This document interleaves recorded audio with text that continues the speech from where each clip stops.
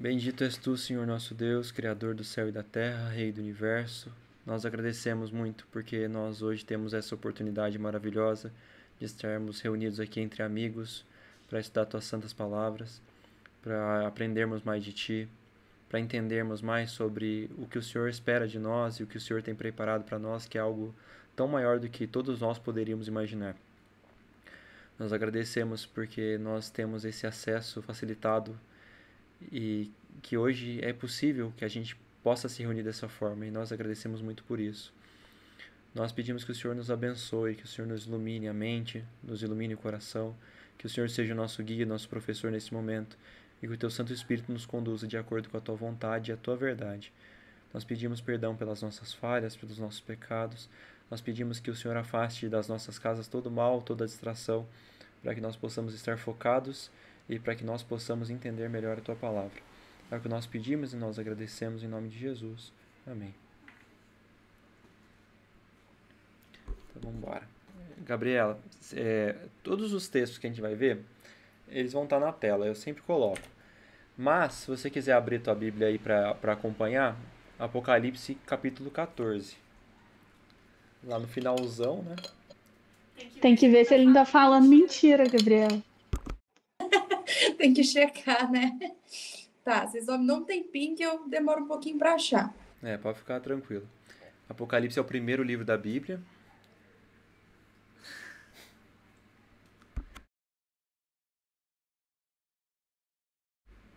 O Calel que faz essa piadinha, né? Primeiro, porque os últimos serão os primeiros. Apocalipse capítulo 14.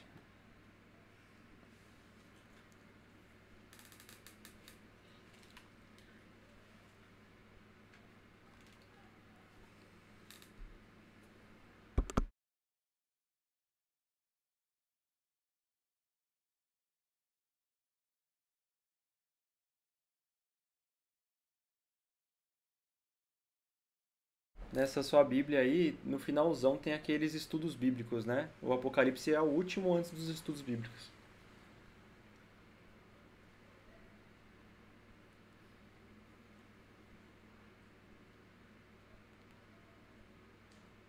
Achei, graças a Deus. Show aí, primeira vitória.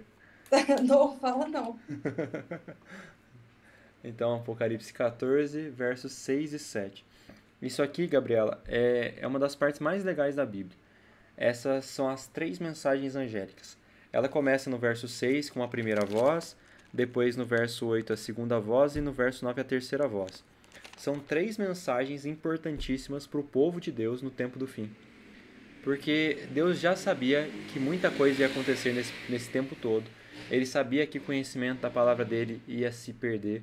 Ele ia acabar ficando misturado entre verdade e mentira e várias doutrinas diferentes. Se você for pesquisar, você vai perceber que só de religiões cristãs que acreditam na Bíblia são cerca de 40 mil. É um absurdo se a gente imaginar que é uma Bíblia e 40 mil igrejas diferentes falando coisas diferentes. Porque muitas vezes as doutrinas não batem de uma para outra. E como é que é possível que tenha tantas diferenças, sendo que é uma Bíblia só, uma palavra só, uma verdade só? Então, tudo isso faz parte de um grande engano que a gente está vivendo, que é esse grande conflito. E isso já acontecia mesmo antes da época de Jesus, aconteceu na época de Jesus e acontece de novo hoje. Essa parte que a gente vai estudar, que a gente vai começar a estudar hoje, isso aqui leva, na verdade, 4 temas para ser estudado. Isso aqui é a última mensagem de advertência de Deus para o mundo, para que o mundo se prepare para a volta de Jesus. Aí você já fez o estudo da volta de Jesus e já fez o estudo sobre a morte, né? Isso, os 3, né? Que é a parte 1 e 2. Beleza. Então, isso aqui, com esses dois, a gente já consegue aprender isso aqui tranquilamente. Isso aqui é preparando o mundo para a volta de Jesus, ou mesmo para a morte também, porque se nós morrermos antes da volta de Jesus, nós morreremos salvos ou morreremos perdidos. E a gente tem que entender como é que funciona esse processo de salvação. Essa é a motivação desse primeiro estudo. Então, aqui são 5 temas, 5 partes importantes dessa mensagem. A primeira é o Evangelho Eterno, a segunda, temer a Deus, dar glórias a Deus, o juízo e adorem aquele que é o Criador de todas as coisas. Eu dividi isso aqui em 4 temas. O tema de hoje é o Evangelho Eterno.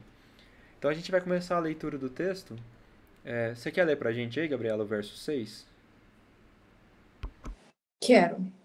Vi outro anjo voando pelo meio do céu, tendo o evangelho eterno para pregar aos que se assentam sobre a terra, e a cada nação, e tribo, e língua, e povo, dizendo em grande voz: Temei a Deus e dai-lhe glória, pois é chegada a hora do seu juízo.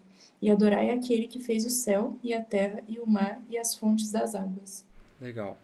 Então essa é a primeira mensagem do primeiro anjo. E essa mensagem, ela embora sejam só 2 versículos, pareça pouca coisa, isso aqui vira um material enorme. A gente entende que isso aqui se refere ao povo do tempo do fim, porque no verso 7 ele fala assim, ó, temei a Deus e dai-lhe glória, porque é chegada a hora do seu juízo. E a Bíblia tinha uma profecia no livro de Daniel que dizia quando o juízo começaria. E nos nossos dias de hoje, esse juízo já começou.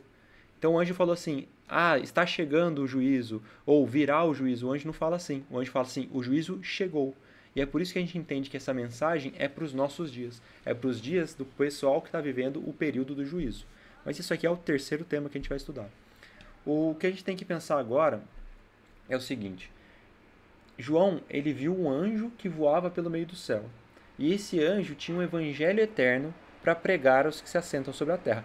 Então esse evangelho eterno que esse anjo tinha para pregar, ele pregaria para todo mundo, para todas as pessoas do mundo, não importa onde elas estiverem. Só que toda vez que a gente vai estudar livros ou textos ou capítulos apocalípticos, por exemplo, no livro do Apocalipse tem várias profecias, no livro de Joel tem profecias, no livro de Daniel tem profecias, Abacuque, então a Bruna está falando aqui do Isaías. Então tem muitos momentos que existem profecias e essas profecias trazem elementos simbólicos e elementos literais. Quando uma profecia traz elementos simbólicos, nós temos que analisar os símbolos para poder entender o que está acontecendo. No livro de Daniel, por exemplo, Gabriela, tem um momento lá que Daniel tem uma visão e ele vê o mar sendo agitado pelo vento. E esse mar agitado pelo vento, ele começam a aparecer vários animais. E cada animal vai devorando o próximo animal. Então, assim, Daniel teve essa visão, ele viu literalmente isso, só que ele não conseguia entender o que estava acontecendo. Só que é o próprio livro de Daniel e o livro de Apocalipse vão mostrando pra gente quais são os símbolos. Por exemplo, Apocalipse diz que o mar são povos, nações e multidões e línguas. Então, quando ele viu o mar sendo agitado, ele estava vendo nações e povos sendo agitados. Os ventos eram guerras. Então, as guerras agitavam os ventos. E os ventos agitavam os povos. E os povos agitados pelo vento começavam a surgir vários animais. E aí, no próprio livro de Daniel, fala que esses animais eram reinos. Então, ele tem essa visão, animais, ventos, o mar, e aí a gente consegue entender através desses símbolos que são grandes povos agitados por grandes guerras e de onde surgiram grandes nações. E aqui não é diferente. No livro do Apocalipse acontece a mesma coisa em vários dos capítulos. No capítulo 12, no capítulo 11, no capítulo 13 e no capítulo 14, que é o que a gente está lendo agora. Aqui, o texto vai falar desse anjo que voa pelo meio do céu. O anjo é o personagem principal. Esse é o personagem que leva a mensagem para o mundo. A palavra que aparece para anjo, isso aqui no Novo Testamento, não sei se você já ouviu falar sobre isso, mas o Novo Testamento ele foi escrito em grego. A palavra que aparece para anjo é essa palavra amarelinha aqui, que significa angelos. Essa palavra grega angelos, ela pode significar um mensageiro, um enviado, um emissário, um núncio ou um ser celestial. Então, o nosso objetivo aqui agora é entender se esse angelos, ele é um mensageiro, ele pode ser um profeta, ele pode ser um povo, ele pode ser uma pessoa, ou esse angelos é um ser celestial, um anjo mesmo, como o anjo Gabriel, que vai falar para Maria que ela vai ser mãe do Messias, ou como os anjos que aparecem para Abraão, ou como os anjos que tiram a pedra do sepulcro de Jesus. Então, nosso objetivo primeiro é esse. No texto fala que ele viu o anjo voando pelo meio do céu, tendo o evangelho eterno para pregar aos que se assentam sobre a terra. Só pela palavra anjo, a gente não consegue saber se ele é um ser celestial, como mostra aqui, ou se ele é uma pessoa, um profeta ou um povo. Como que a gente vai entender se isso aqui se trata de um ser celestial ou de um povo? A palavra-chave que vai aparecer está no próprio texto. Normalmente eu pergunto isso aqui para o pessoal, Mas eu imagino que você não deve ter ouvido falar muito nisso ainda. Mas para a gente identificar isso aqui, o texto vai revelar para a gente que esse anjo, esse ângelos, que pode ser um mensageiro, uma pessoa ou um ser celestial, ele tem um evangelho eterno para pregar aos que se assentam sobre a terra. A pregação do evangelho, na Bíblia toda, se você for analisar desde o começo até o fim, a pregação do evangelho sempre é feita pelo ser humano. Então Deus nunca envia um anjo para pregar o evangelho. E o evangelho tem a ver com a salvação também, né? Quando Deus envia um anjo, às vezes o anjo vai levar uma mensagem de Deus para a pessoa, às vezes o anjo vai levar uma revelação de um sonho, ou vai mandar um anjo para ajudar em alguma situação que está acontecendo, mas a missão de pregar o evangelho, ela é sempre do ser humano. No livro de Atos, no capítulo 10, tem uma história onde tinha um homem que era um centurião romano. E esse homem, ele acreditava em Deus, embora ele não fosse do povo de Israel. E ele acreditava no Deus verdadeiro, ele louvava e ele cultuava o Deus verdadeiro. Só que ele nunca tinha ouvido falar de Jesus. E aí aparece um anjo para esse homem, chamado Cornélio, e o anjo fala para ele assim: Cornélio, manda teus servos até tal cidade e lá você vai encontrar Pedro. E Pedro vai ter uma mensagem para te revelar. Então o anjo ele aparece para Cornélio e o anjo poderia ter pregado o evangelho para Cornélio, ele poderia ter falado de Jesus para Cornélio. Só que ele fala para Cornélio procurar Pedro. E aí Cornélio manda os servos dele atrás de Pedro, e Pedro vai até Cornélio. E Pedro prega acerca de Jesus, dele que morreu na cruz, que ele era o Messias, o Deus verdadeiro, para Cornélio, para os amigos de Cornélio, para a família de Cornélio. E todos eles se batizam, e todos eles ficam felizes demais porque conheceram o Messias. Então, o anjo poderia ter revelado isso, mas a mensagem, a pregação do evangelho é sempre passada do ser humano para o ser humano. E Deus faz isso porque isso fortalece a nossa fé. Isso leva a gente para mais perto de Deus. A gente, quando começa nessa vontade de querer passar para as pessoas as coisas de Deus e que a gente vai aprendendo e vai levando para as outras pessoas, isso faz bem primeiramente para quem está passando e depois para as outras pessoas.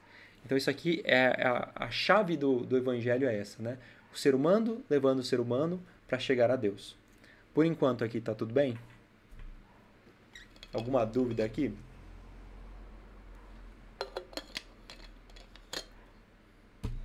Tudo bem. Eu vou tentar digitar para não atrapalhar você. Não, pode ir falando. Toda vez que você tiver qualquer coisa, você vai falando que é melhor, tá bom?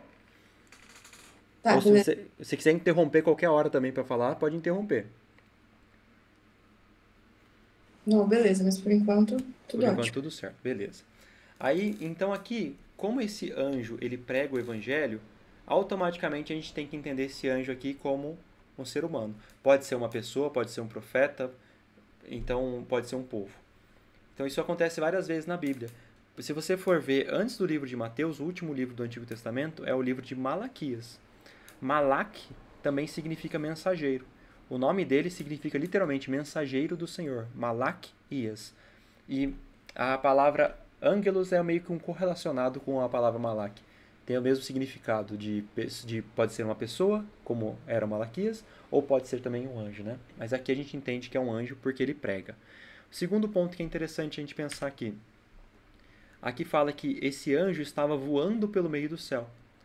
Como a gente entendeu aqui que esse anjo, por pregar o evangelho, esse anjo é simbólico, ele não é um anjo literal, ele é uma pessoa, a gente entende que os outros elementos também são simbólicos. Porque nas profecias acontece assim. Quando tem um elemento simbólico, você vai entender tudo como simbólico. Quando tem elementos só literais, você te entende tudo como literal. Se esse anjo está voando pelo meio do céu, como é que essa pessoa ou esse profeta que estão pregando o evangelho pode estar voando pelo meio do céu? A ideia de voando aqui é mais ou menos a ideia de quando você está com pressa, sabe? Ah, vai ali, pega para mim um pão na padaria, mas vai voando, sabe? Então a ideia do voando é que esse anjo, ele tem pressa. Esse mensageiro do Apocalipse que está levando essa mensagem de advertência para o mundo, ele tem muita pressa. Por quê? Porque ele está pregando para o povo do tempo do fim. O tempo está acabando, Jesus está próximo de voltar. Então essa mensagem ela é muito urgente, porque ela é a última chance para as pessoas poderem se arrepender e se tornarem para a verdade. Porque se as pessoas não quiserem ouvir esse chamado, esse é o último chamado. E o fato aqui também, que é interessante, é que ele diz em grande voz. Por que ele diz em grande voz? porque essa mensagem deve chegar a todas as pessoas do mundo. Todas as pessoas terão a oportunidade de ouvir essa mensagem. Jesus ele fala assim, vejam que eu predisse para vocês essas coisas antes delas acontecerem, quando ele está falando a respeito da volta dele. Ele fala dos sinais, ele fala das coisas que aconteciam no mundo, antes que ele voltasse, ele fala, eu estou avisando para vocês antes que essas coisas aconteçam. Por quê? Porque ninguém vai ser colocado nessa situação de falar assim, eu não sabia, eu era ignorante. A gente pode ser ignorante no sentido de muitas vezes que a gente ainda não teve a oportunidade, mas essa oportunidade vai chegar. E a gente pode ser ignorante também no sentido de ignorar. Eu tô vendo que faz sentido, eu tô vendo que é verdade, mas eu prefiro ignorar, eu prefiro continuar minha vida do jeito que ela tá. Mas de qualquer forma, essa mensagem vai chegar para as pessoas. As pessoas vão ter essa opção de escolher entre seguir ou não. Então, focando agora no Evangelho Eterno. O que significa Evangelho Eterno? Você já ouviu o significado da palavra Evangelho? Você sabe o que ela significa?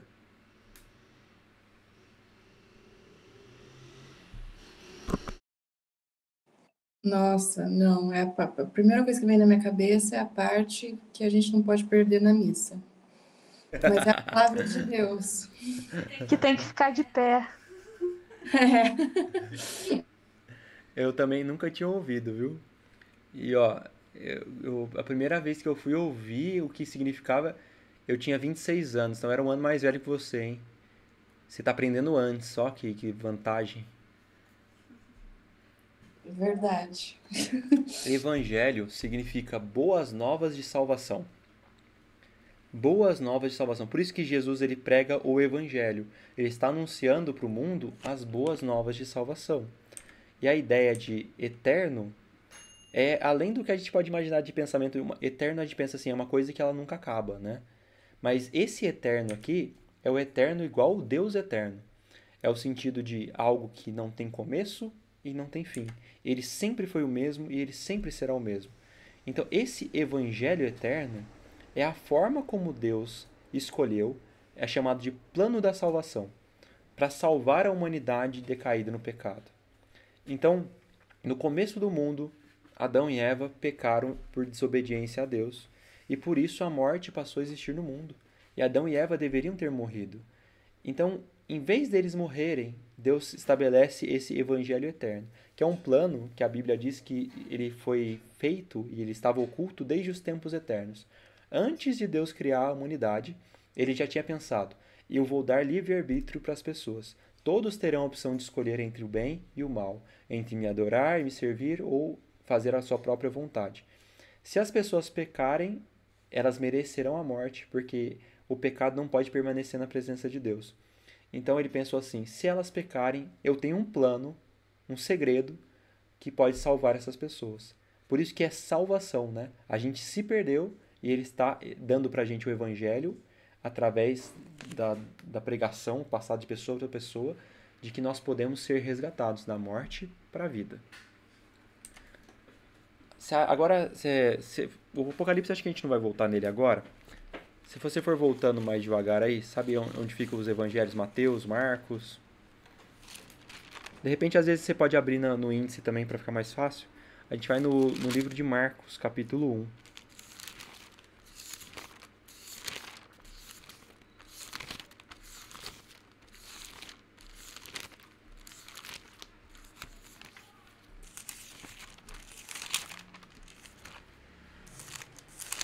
Quando você achar, dá um joinha para nós.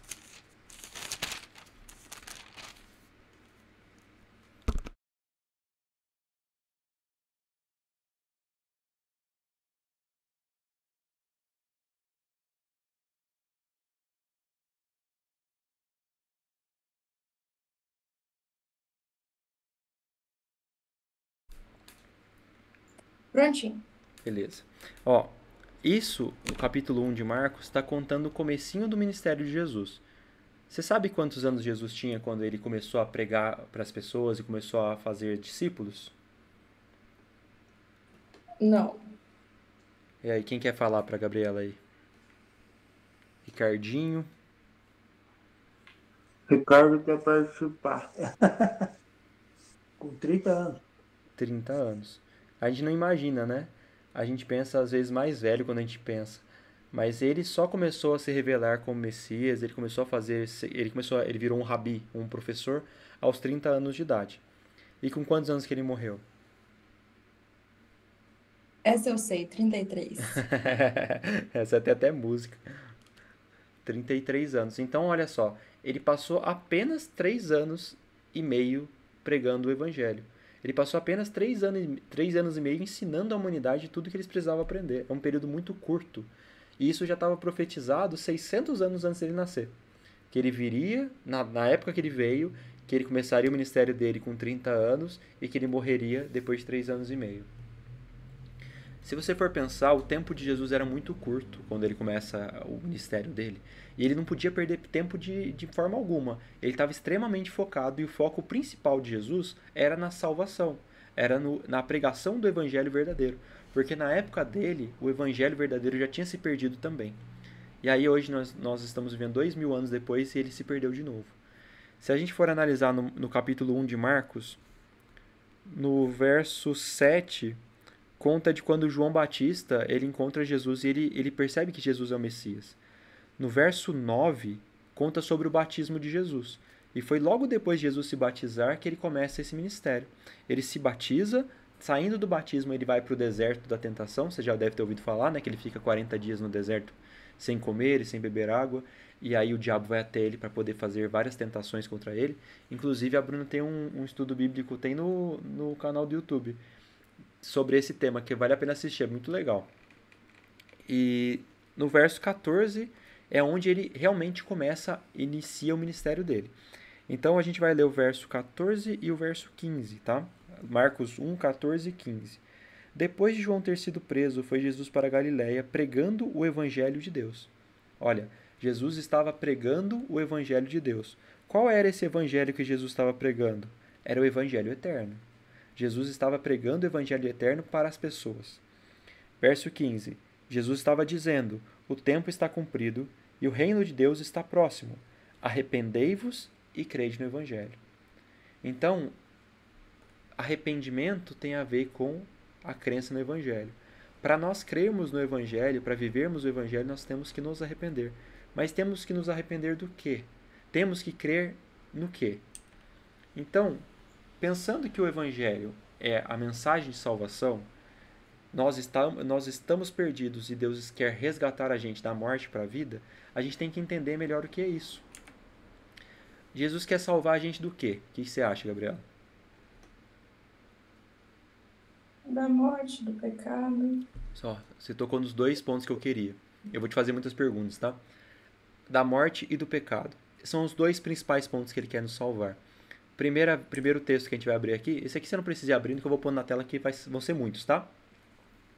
Ai, Ezequiel. beleza. Não, senão a gente entra madrugada dentro. Então você vai fazer outro plantão. Ezequiel 18:20 fala: a alma que pecar, essa morrerá. Você já fez o estudo da morte, você sabe, a alma é a pessoa viva, é o sinônimo de ser humano. A união do corpo com o fôlego de vida forma uma alma. E todas as pessoas que pecarem, elas morrerão. Segundo ponto. Ora, conhecendo eles a sentença de Deus, que são passíveis de morte os que tais coisas praticam. Esse capítulo de Romanos, ele começa a falar sobre vários tipos de pecados. Ele fala sobre adultério, ele fala sobre idolatria, ele fala sobre homicídio, ele vai falando sobre mentira, vários tipos de pecados. E ele fala que todos os que cometem pecados são passíveis de morte. E o terceiro texto, Romanos 6, todos, tirando Ezequiel, né, Romanos aqui, foram escritos por Paulo, o apóstolo Paulo. Ele fala aqui, o salário do pecado é a morte. Então Jesus quer salvar a gente do quê? O que o Evangelho Eterno está oferecendo para a gente? Salvação da morte, que é causada pelo pecado. Todas as vezes que nós cometemos um pecado, nós estamos sendo responsáveis pela morte, né? Pela nossa própria morte. Então, Jesus oferece, através do Evangelho Eterno, ele oferece para a gente a possibilidade da salvação da morte. E essa morte não é essa morte agora, como a gente estava falando, né, de todos nós podemos passar pela morte, mas é a morte eterna, é deixar de existir, que acontece no final de tudo, depois do milênio, no estudo da volta de Jesus fala sobre isso. O texto de Coríntios também foi escrito por Paulo. Ele fala assim: o qual nos habilitou para sermos ministros de uma nova aliança, não da letra, mas do Espírito. Porque a letra mata, mas o Espírito vivifica. O que está falando aqui? A letra é a lei, são os mandamentos. Todas as vezes que nós descumprimos os mandamentos de Deus, a palavra de Deus, nós pecamos. E quando nós pecamos, nós merecemos a morte.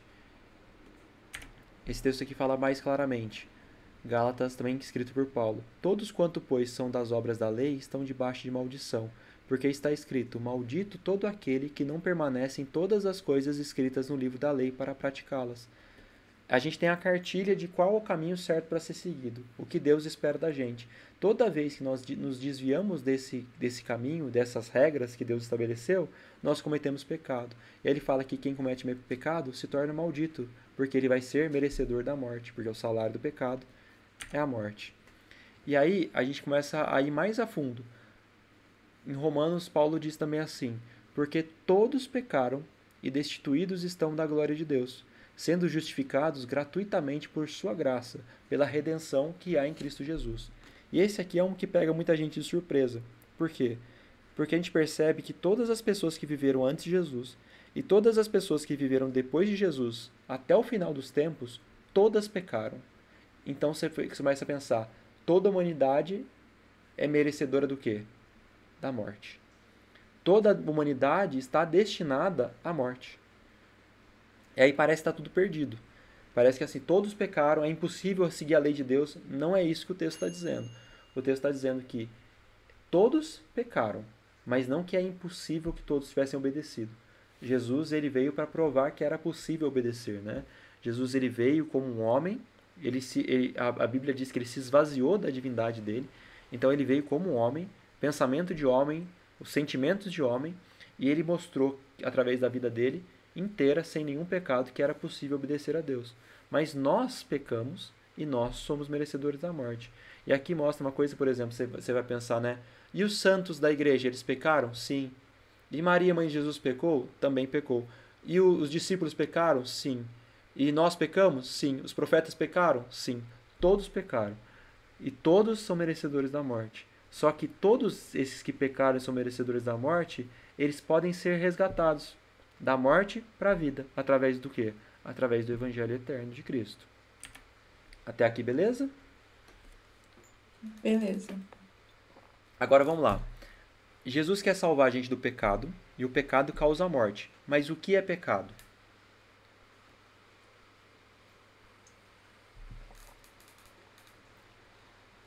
Eu penso nos 10 mandamentos, mas tem mais coisa. Os 10 mandamentos são uma base boa.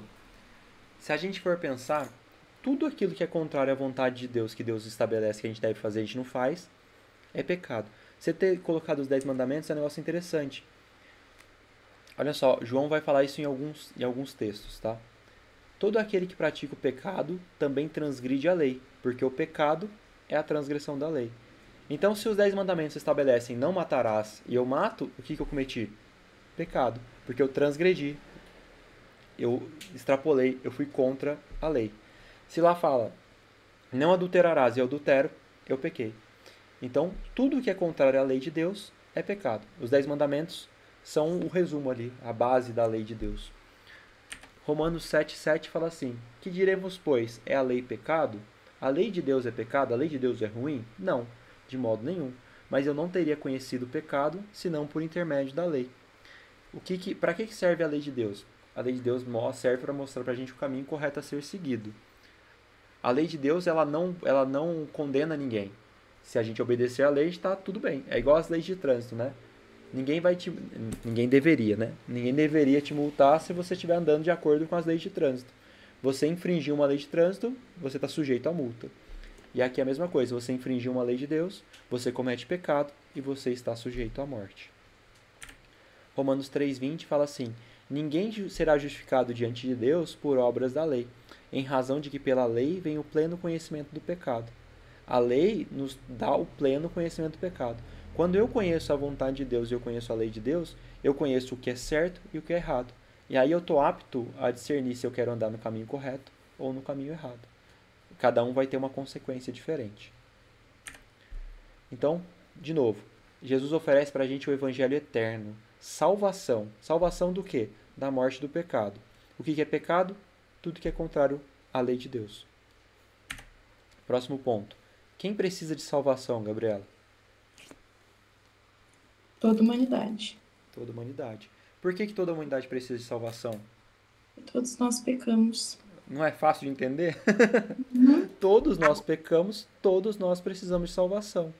Se nós pecamos, nós já estamos condenados à morte. Quem pode livrar a gente da morte? Somente Jesus.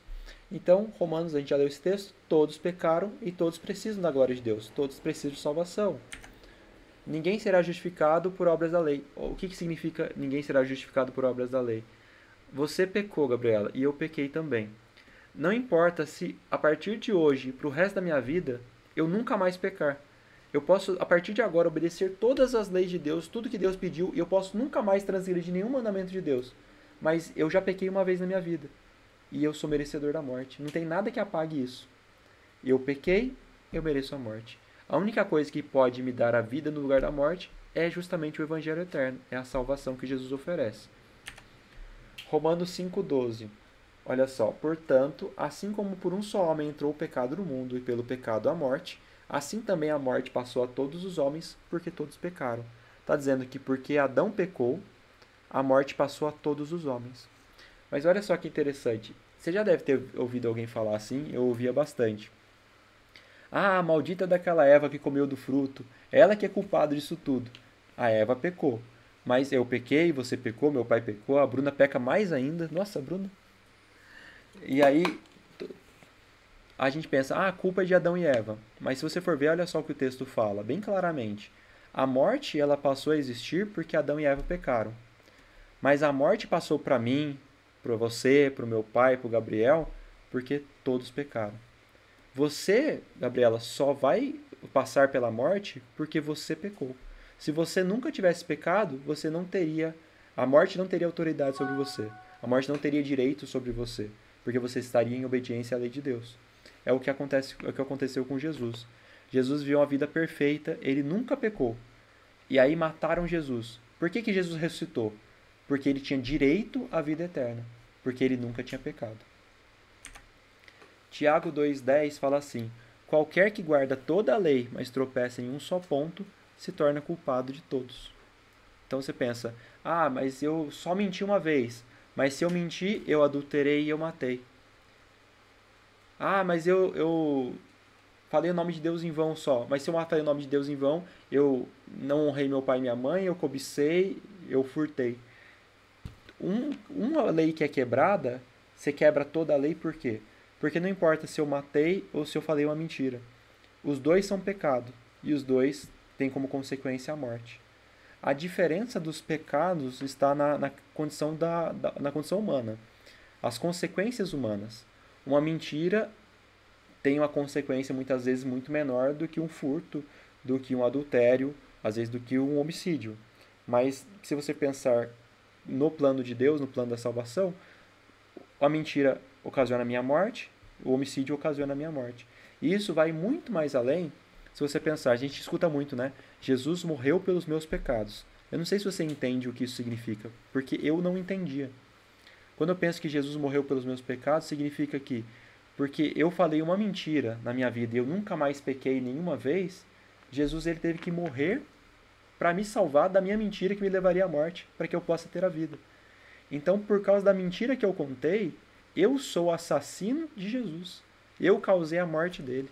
É muito mais amplo do que a gente pode imaginar.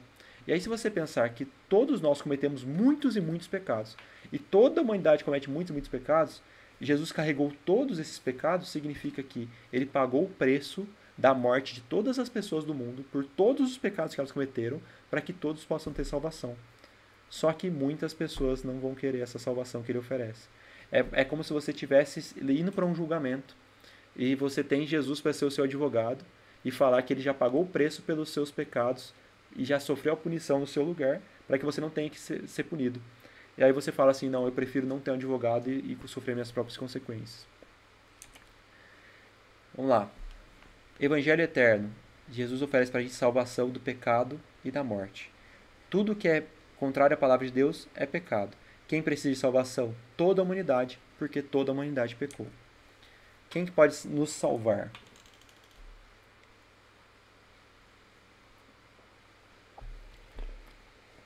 Isso aqui vai variar de acordo com religião, né?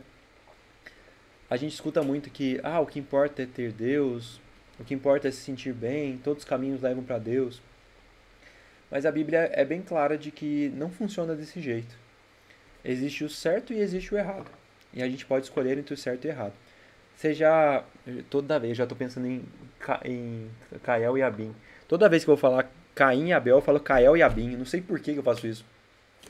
Você já ouviu a história, né, de Abel e Caim, né, Gabriela? Já.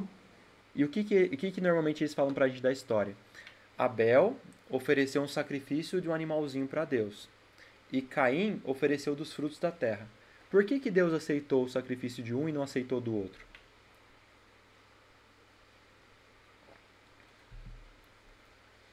Qual que é a Não resposta que sei. normalmente as pessoas falam?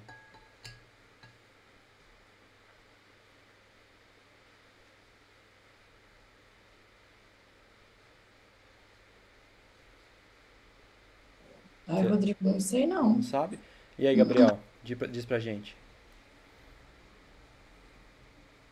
Gabriel agora? Agora é Gabriel. Eu fico confuso na hora que eu escuto o nome dela. Acho que é eu. Falo assim, acho que não é eu. Você vai ser bi, então. Mas, né, é melhor. Normalmente o pessoal fala que um deu a oferta de coração e o outro não, né? Então, desenvolve mais aí pra gente. É, é o que as pessoas. Tanto que eu aprendi assim na igreja, que Cael e Abim, eu ia A falar também. vingança! O Abel fala que leva do fruto, leva o cordeiro e Caim leva do fruto da terra. E eles falam que Deus só não aceitou a oferta de Caim porque ele tinha levado, não tinha sido de coração, mas o problema não foi ser levado de coração ou não. O problema foi que a oferta tinha que ser um cordeiro morto e não um fruto da terra, não uma erva, qualquer coisa assim. Ele só não foi E a aceito porque ele oferta não fez o de certo. Abel, de Caim era muito mais bonita, né? Cheirosa, gostosa, É né? muito mais vistosa, porque em vez de ele trazer uma coisa feia, que é um cordeirinho para sacrificar, ele trouxe uma coisa bonita, né? Um banquete praticamente. Então eu não sei se você conseguiu entender, mas a gente pega, a partir do momento que Adão e Eva pecaram, Deus estabelece que o ser humano teria que fazer ofertas de sacrifício. E a gente vai explicar um pouquinho mais sobre isso daqui a pouco. Mas a ideia de Abel e Caim, que normalmente as pessoas explicam, Deus aceitou a oferta de Abel e não aceitou de Caim porque um deu de coração e o outro não. Só que na verdade, Deus aceitou a de Abel porque era o que Deus tinha pedido, e ele não aceitou a de Caim porque o Caim não entregou o que Deus tinha pedido. Então a ideia que passa é o quê? Não importa se eu estou fazendo uma coisa que eu acho boa, o que eu acho bonita, o que eu acho importante, se não for o que Deus pediu. Isso acontece muitas vezes, até no livro de Marcos tem uma passagem, a gente vai ler mais daqui a pouquinho também, que fala sobre isso. Jesus chama os próprios mestres da lei de hipócritas.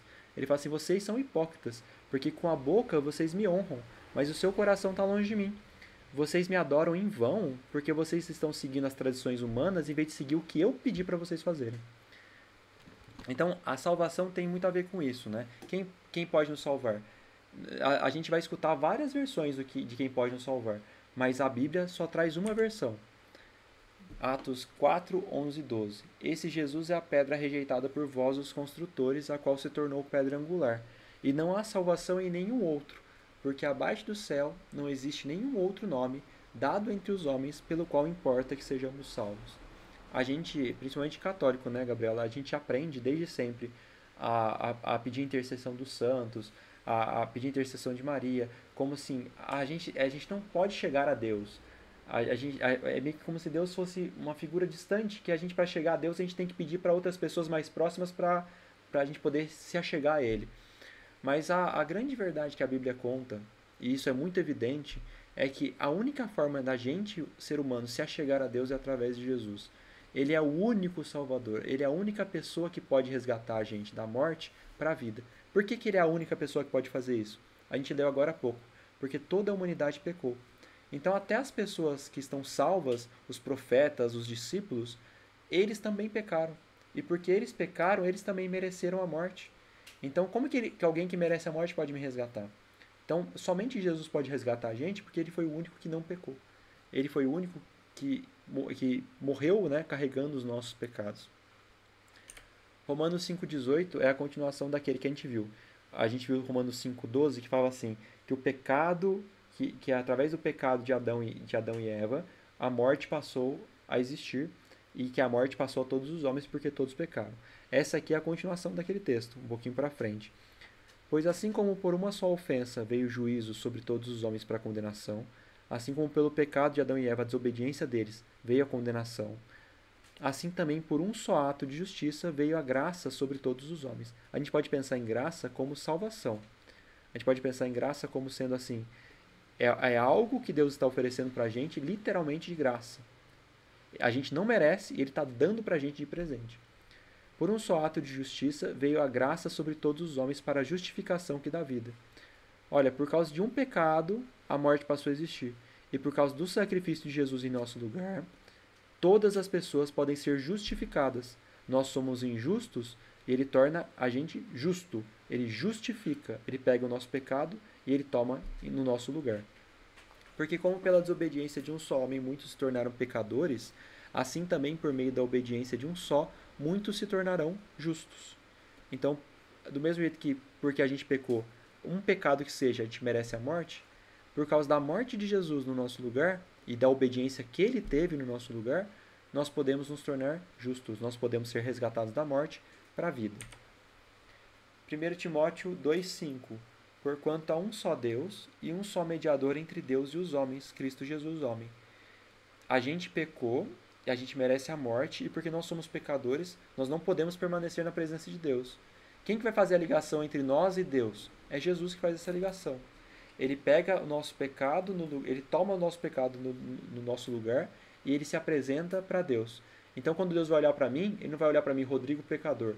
Ele vai olhar para mim, Rodrigo pecador que creu em Jesus, e Jesus pagou o preço pelo pecado dele. Então, ele torna-se justo. Hebreus 9:22 fala assim: Com efeito, quase todas as coisas segundo a lei se purificam com sangue, e sem derramamento de sangue não há remissão.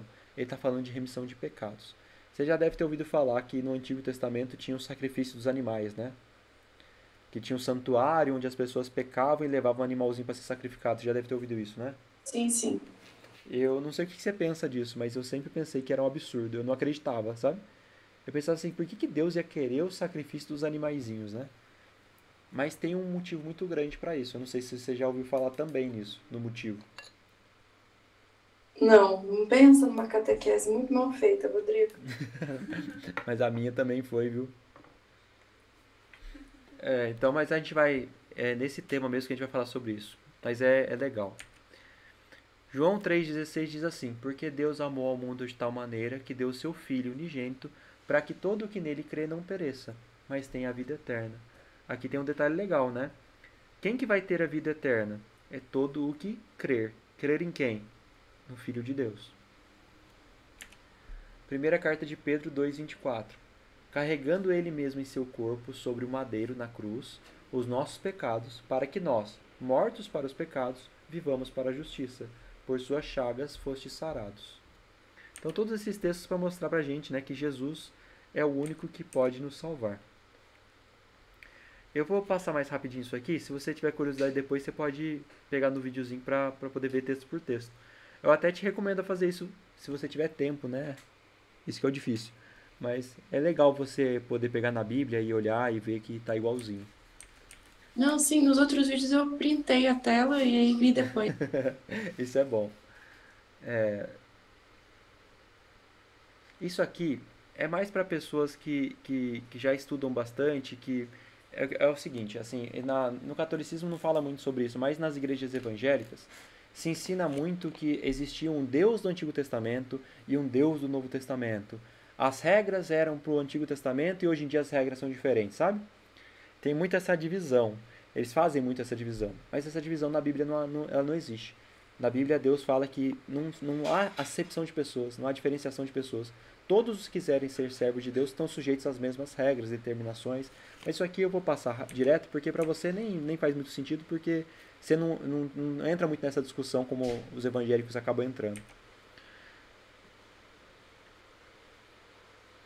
Essa aqui é bonito, ó. Primeira carta de Pedro, 1:18 a 21. Sabendo que não foi mediante coisas corruptíveis, como prata ou ouro, que fostes resgatados do vosso fútil procedimento que vossos pais vos legaram. Está dizendo aqui é o quê? Não foi com prata e ouro que Deus resgatou a gente dos nossos pecados, mas foi pelo precioso sangue, como de um cordeiro sem defeito e sem mácula, o sangue de Cristo. Conhecido com efeito antes da fundação do mundo, porém manifestado no fim dos tempos por amor de vós, que por meio dele tendes fé em Deus, o qual o ressuscitou dentre os mortos e lhe deu glória, de sorte que a vossa fé e esperança estejam em Deus. Então não foi por prata e ouro ou coisas corruptíveis que Deus resgatou a gente da morte para a vida, mas foi pelo precioso sangue de Cristo, o sangue de um cordeiro sem defeito porque é sem pecado, que ele morreu no nosso lugar para poder dar chance para a gente ter a vida. Você vai entender muito bem isso aqui quando a gente fizer a parte da analogia do contrato, que é mais pro final. Isaías 43:25 diz assim: eu mesmo, sou o que apago as tuas transgressões por amor de mim, e dos teus pecados não me lembro. Olha o que acontece. Lembra que a gente falou? Nós pecamos, e a partir do momento que eu pequei, eu sou merecedor da morte.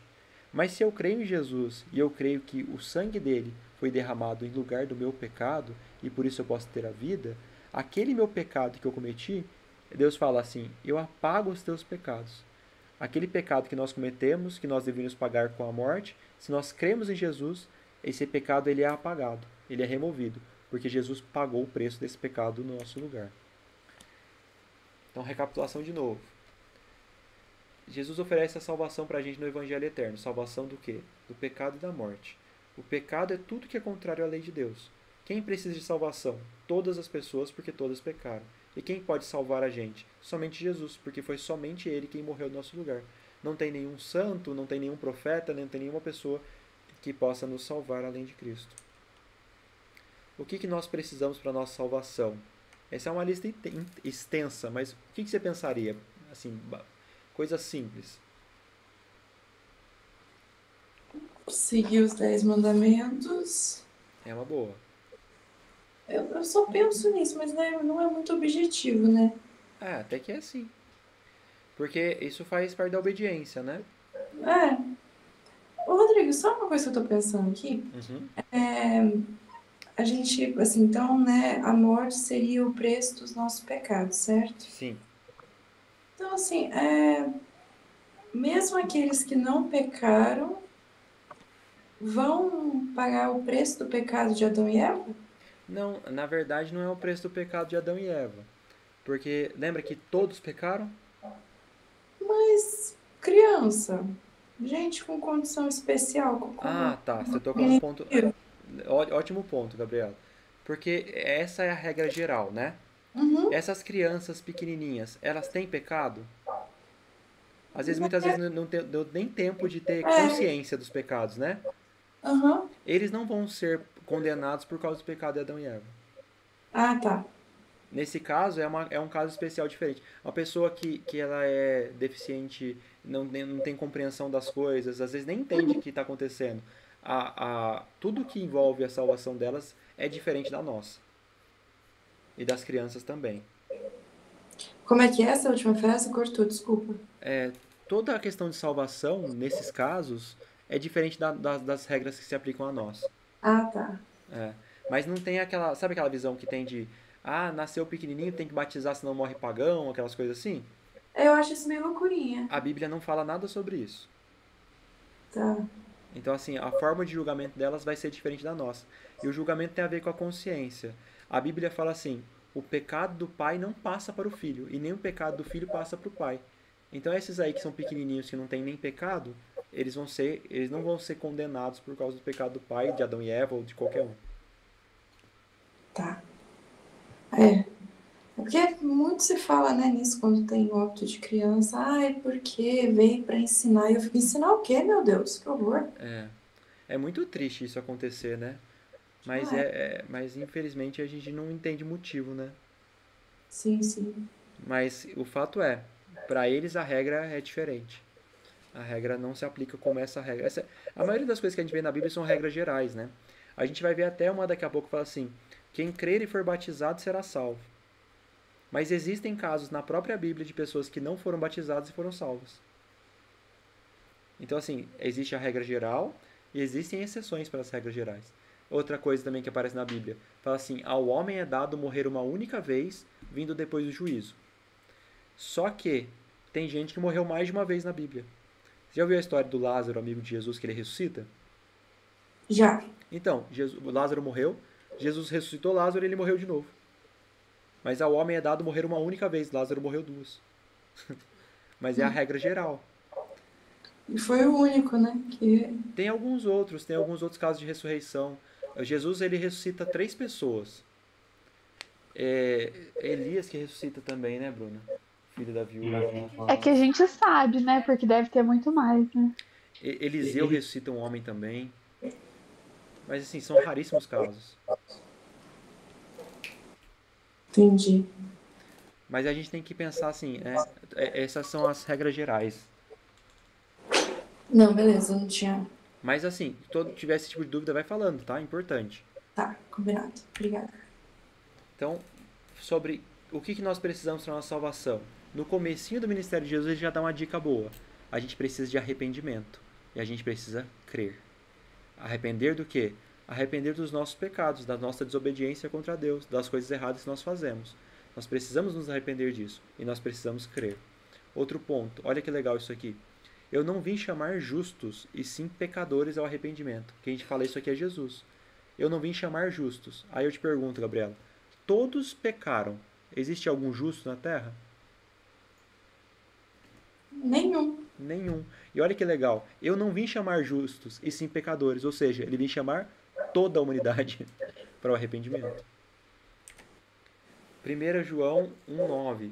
Se confessarmos os nossos pecados, ele é fiel e justo para nos perdoar os pecados e nos purificar de toda injustiça, da nossa própria injustiça. Então, olha só, eu preciso me arrepender dos meus pecados. Eu preciso crer em Deus. Ele não veio chamar as pessoas justas porque não tem nenhum justo. E nós precisamos confessar os nossos pecados a Ele, a Deus, diretamente para Ele. João também fala assim: e o testemunho é esse, que Deus nos deu a vida eterna, e essa vida está em seu Filho. Aquele que tem o Filho tem a vida. Aquele que não tem o Filho de Deus não tem a vida. Tem aquele texto que fala também: eu sou o caminho, a verdade e a vida. Ninguém vem ao Pai senão por mim. Então Jesus está intimamente ligado com a salvação. A gente precisa dele para a salvação. Atos 3,19 fala assim: arrependei-vos, pois, e convertei-vos para serem cancelados os vossos pecados. Então eu preciso me arrepender, eu preciso confessar meu pecado, eu preciso crer e eu preciso me converter. O que é conversão? É mudança de direção. Eu estou seguindo um caminho que era contrário à vontade de Deus, eu percebi isso, o Evangelho chegou até mim, a chance de salvação, eu preciso me converter, eu preciso mudar de direção, mudar de caminho, para andar no caminho estreito, o caminho que conduz à salvação. Confesso a minha iniquidade, suporto tristeza por causa do meu pecado. Então, confessar os pecados para Deus é muito importante. Pedro vai falar assim também: não retarda o Senhor a sua promessa, como alguns a julgam demorada. Ah, Jesus falou que vai voltar faz 2000 anos, está demorando muito. Você ainda está esperando ele voltar? Aí Pedro fala assim, ó, ele é longânimo, ele é paciente para conosco, não querendo que nenhum pereça, ele não quer que ninguém se perca, senão que todos cheguem ao arrependimento. Por que faz 2000 anos que Jesus falou que ia voltar e ele não voltou ainda? Porque existiam várias profecias que ainda precisavam se cumprir. E quase todas já foram cumpridas. A gente tem na Bíblia, no Apocalipse, fala sobre 7 igrejas, que são 7 períodos de tempo. Nós já estamos na última. Ela fala sobre 7 selos. Nós já estamos na mais da metade do 6º selo. E quase todas as profecias que precisavam se cumprir já se cumpriram. Faltam pouquíssimas. Então a gente consegue entender que a gente realmente está na reta final. Miqueias fala assim: quem, ó Deus, é semelhante a ti, que perdoa as iniquidades e te esqueces da transgressão, do restante da tua herança. O Senhor não retém a sua ira para sempre, porque Ele tem prazer na misericórdia. Tudo o que Deus quer é que nós saiamos do pecado, nos arrependamos e passemos para a vida. Tornará a ter compaixão de nós, pisará aos pés as nossas iniquidades e lançará todos os nossos pecados nas profundezas do mar. Porque porque pela graça sois salvos, mediante a fé. E isso não vem de vós, é dom de Deus. Não de obras para que ninguém se glorie, pois somos feitura dele, criados em Cristo Jesus para boas obras, as quais Deus de antemão preparou para que andássemos nelas. Olha, isso aqui é muito importante. A gente aprende muito que, tal pessoa fazia muita coisa boa, tal pessoa fazia caridade, ele fazia o bem. Mas você percebe, pela graça sois salvos. O que pode resgatar a gente da morte para a vida? A graça. E a graça, ela é de graça, ela é através da fé, da crença. Mediante a fé, né? Não vem de nós, é dom de Deus, não é através de obras. A partir do momento que eu pequei, eu mereço a morte. E não importa quantas boas obras eu faça, o quanto eu obedeça, o quanto eu leve a palavra às pessoas, não importa. Eu ainda sou merecedor da morte. Se não for pela fé em Jesus e no sacrifício dele, eu não tenho chance. Isso aqui é muito importante. Porque a gente aprende na igreja que as obras são muito importantes no sentido da salvação. As obras, elas são sim importantes. E até Tiago fala. Ele fala que a fé sem obras é morta. Através da nossa fé nós faremos boas obras, mas não são as boas obras que podem salvar a gente. O que pode salvar a gente é a fé. Atos 16:30 fala assim: depois, trazendo-os para fora, disse: Senhores, que devo fazer para que seja salvo? Isso aqui é um momento que Paulo ele foi preso e ele estava na cadeia, e aí ele começa a orar na cadeia, aí tem um grande terremoto, as celas das prisões se abrem. E aí o guarda que estava tomando conta da prisão, ele pensa em se matar. Porque se ele perdesse os presos, ele ia ser muito punido. E aí ele preferia a morte do que a punição que ele ia sofrer. E aí Paulo fala para ele, não faz isso, a gente está aqui. E aí esse guarda, como ele viu Paulo cantando e louvando e foi liberto por Deus, ele crê em Jesus. E aí ele fala assim, o que eu preciso fazer para ser salvo? E Paulo responde, crê no Senhor Jesus e será salvo tu e tua casa. E aí ele prega a palavra de Deus para esse homem e para a família dele, todos eles são batizados. Deixa eu pegar os textos mais importantes aqui, porque você vê aqui, são muitos, né? O que é muito importante na salvação também? Quem crer e for batizado será salvo. Quem, porém, não crer, será condenado. O batismo ele é muito importante para a nossa salvação. Você sabe para que serve o batismo? Para nos livrar do pecado. Ótimo. O batismo serve para limpar os nossos pecados. Então, assim, eu vivi uma vida de muitos pecados, eu não conhecia o Evangelho, agora eu conheço. Um dos passos para que caminhe para a salvação, um dos passos que eu tenho que seguir para crer em Deus, para mostrar essa crença, para seguir a vontade de Deus, é ser batizado. Então, todos os pecados que eu cometi, desde que eu comecei a ter consciência dos pecados, que eu comecei a ter consciência do certo e do errado, até o momento do meu batismo, todos aqueles pecados são apagados. É como se eu nunca tivesse pecado. Aí eu te pergunto, o bebezinho que está sendo batizado, que pecado que ele tem? Nenhum. E por que ele está sendo batizado se ele não tem nenhum pecado? Porque a mãe e o pai dele querem. Não é? Aí vem aquela história, vai morrer pagão, porque não faz sentido nenhum. Assim, a Bíblia traz vários requisitos sobre o batismo, sabe? Primeiro, a gente tem que crer. O bebê não crê. Segundo, é para limpar os nossos pecados, o bebê não tem pecado. Terceiro, a gente tem que conhecer sobre a salvação, e ele não conhece nada. Então, assim, tem vários problemas, né? Aqui também tem um ponto interessante. Você se lembra do ladrão na cruz? Como é que é? Você se lembra do ladrão da cruz? Jesus ele foi crucificado com 2 ladrões, certo? Uhum. Um dos 2 se arrepende. Você lembra disso? Tô concordando que sim, mas não sabia dessa parte não. Não? Você dia. Ó, é assim. Quando Jesus ele é julgado, ele é levado para ser crucificado. E quem deveria ter sido crucificado era um homem chamado Barrabás, que ele era um grande ladrão que tinha na época lá. E ele inclusive, Barrabás, ele se dizia ser um Messias. Ele dizia ser o Filho de Deus. E ele fazia várias coisas erradas. Barrabás era para ter sido crucificado com 2 dos seus comparsas, 2 homens. Então Jesus ele é levado para ser crucificado, e quando ele estava na cruz, um dos 2 homens começa a zoar de Jesus, fala assim: ah, você não é o Deus, você não é o Todo-Poderoso, então salva a ti mesmo, desce da cruz aí, salva a gente também. Ele fica debochando de Jesus. E o outro ladrão, ele percebe que Jesus era Deus. E ele fica pensando: nossa, nós merecíamos mesmo estar aqui para ser crucificado, mas ele não. E aí ele fala para Jesus assim: Senhor, lembra-te de mim quando vier no teu reino. Ele crê que Jesus é o Messias. E aí Jesus fala para ele assim: em verdade te digo hoje, estarás comigo no paraíso.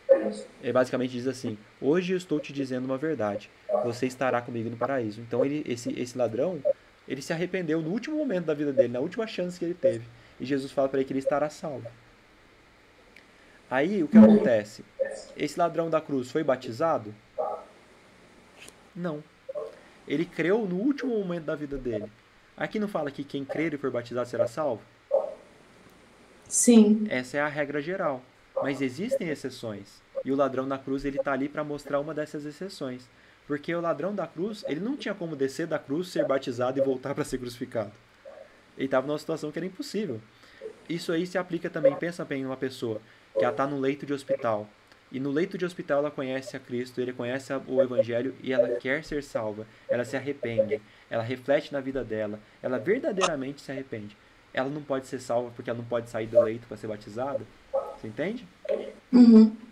Então isso aí tem a regra geral e tem as exceções. Mas pensando no ladrão da cruz, se o ladrão da cruz ele tivesse acreditado em Jesus e aí por algum motivo ele tivesse sido liberto da cruz, ele falasse: pô, volta para tua casa, ele teria que ser batizado, entende? Sim. Se ele saísse da cruz e fosse viver a vida dele normalmente, como se nada tivesse acontecido, e não se batizasse, não se convertesse, não mudasse, ele não estaria salvo. Aqui tem uma coisa muito interessante também. Muita gente acredita, isso aí foi uma coisa que foi ensinada para mim quando eu comecei a aprender. O homem que me ensinou da Bíblia, começou a me ensinar da Bíblia, ele falou para mim assim: Rodrigo, para você ser salvo, você tem que dizer que acredita em Jesus em voz alta e ser batizado, e você está salvo para sempre. Só que o primeiro ponto, ninguém está batizado e salvo para sempre. O batismo é um dos passos e a gente tem que perseverar durante a vida inteira seguindo a Deus. E o segundo ponto é que só dizer que acredita em Jesus não significa nada. Olha o que o Tiago fala: crês tu que Deus é um só? Fazes bem. Até os demônios creem e tremem. Ou seja, até os próprios anjos caídos, até o próprio diabo, ele crê em Jesus. Ele sabe que Jesus existe. Mas crer é diferente de seguir. Crer é diferente de se converter. Crer é diferente de se arrepender, né? Isso aqui é bem importante. Então aqui tem muitos e muitos textos, todos aqui estão aqui marcados lá, né? Sobre a nossa salvação. Mas assim, em resumo, o que nós precisamos para a nossa salvação? Nós precisamos crer em Jesus. Nós precisamos nos arrepender dos nossos pecados. Nós precisamos fazer uma conversão de vida, mudar de direção para seguir o que Deus pediu. Nós precisamos do batismo. Nós precisamos da nossa obediência, como você falou. Mas a ligação não é pensar assim: eu estou fazendo para receber em troca a salvação. Mas a gente faz porque a gente entende, né? A gente começa a entender o que Deus quer pra gente, a gente começa a entender o amor de Deus, e a gente vai tendo vontade de fazer coisas que agradam a Deus. Por exemplo, o que fala aqui: se me amais, guardareis os meus mandamentos. Aqui não está falando assim: guarde os meus mandamentos, você terá a vida eterna. Guarde os meus mandamentos, você será salvo. Não. Ele está falando assim: se você me ama, me obedeça. Porque você me obedecendo, você vai seguir um caminho que é melhor para você. Como fala aqui, João 14,6, disse Jesus: eu sou o caminho, a verdade e a vida, ninguém vem ao Pai senão por mim. Então o que é esse plano da salvação? O que é esse evangelho eterno? Jesus está oferecendo para a gente a salvação da morte, porque nós pecamos e nós merecemos a morte. O pecado é tudo que é contrário à vontade de Deus. Quem precisa de salvação? Todas as pessoas do mundo precisam de salvação porque todas pecaram. Aí lembra, tem essas exceções. Aquelas criancinhas, uma pessoa que não tem consciência, alguma deficiência mental, que ela não tenha consciência das coisas. Quem pode salvar a gente? Somente Jesus. Isso aqui é a regra que não muda, somente Ele. E o que a gente precisa para salvação? São várias coisas, mas principalmente crer e seguir, se converter, se arrepender e realmente, verdadeiramente crer, né? Porque se eu verdadeiramente creio, eu, por consequência, quero obedecer. Se eu realmente amo a Deus, por consequência, eu quero seguir no caminho que Ele espera de mim. Tá cansada já? Não, tô aqui. Ó, porque se tiver, pode falar, tá bom? Combinado. Tô só pensando que a gente vai de uma criação, de uma coisa que a gente aprende uma vida inteira, né? E uma coisa que sempre me incomodou no catolicismo, minha avó que não me escute falando isso, foi essa coisa de Jesus como seu psicólogo pessoal, sabe? Ah, mas Deus sabe do seu coração, mas Deus sabe. Tudo bem, ele sabe, mas isso não é uma desculpa para você não seguir aquilo que está na Bíblia, sabe? Eu escutei sempre uma vida inteira isso, então eu gosto dessa interpretação mais faça a sua parte em vez do Deus conhece seu coração. É, é verdade. Embora você vê, né? A gente tem que entender que o mérito não vai ser nosso, né? Mas a nossa parte ela é importantíssima, ela é fundamental. Porque eu tenho que fazer por onde, né? E cada um vai fazer por si próprio. Isso é bem importante mesmo, Gabriela, bem importante. É, exatamente, tipo assim, eu não sei também se foi a minha experiência, mas seu pai me fala muito isso, né? Que cada um faz a sua parte. Ninguém pode fazer por nós. E eu não sei se também foi a minha experiência, mas eu tenho a impressão de que o catolicismo tem disso de, não, tá tudo bem, sabe? Deus conhece seu coração como se fosse seu psicólogo. Não, né? Calma. Mas isso aí não é só no catolicismo, viu? A maioria das igrejas evangélicas é mais ou menos assim. É um sentido tipo assim: faz o que você tem para fazer, vive do jeito que você quiser, porque você crê, você é salvo pela graça, não pelo que você faz. Eles exageram o extremo, sabe? Isso é. É, exatamente. Tipo assim, não, e tá tudo bem. Você só pode. Você paga o dízimo e tá tudo bem, sabe? Assim, tô sendo crítica, mas levando ao extremo, não é sempre assim, mas é É. só para explicar o sentimento que eu tenho. Mas isso acontece muito. E isso aí é o quê? São falsos evangelhos. Se o evangelho é a salvação que Jesus oferece, o que os falsos evangelhos mostram? Uma salvação deturpada. Então eles pegam a ideia de salvação e em vez de falar o que Deus espera, o que Deus promete e o que Deus pede para a nossa salvação, eles começam a criar outras formas de salvação. A gente chama, é isso que você está falando, a gente chama de graça barata. Porque a salvação ela é de graça, mas ela foi muito cara. O preço a ser pago foi muito caro. E a gente, por ter sido salvo por um preço muito caro, a gente tem que honrar isso com muito mais vontade.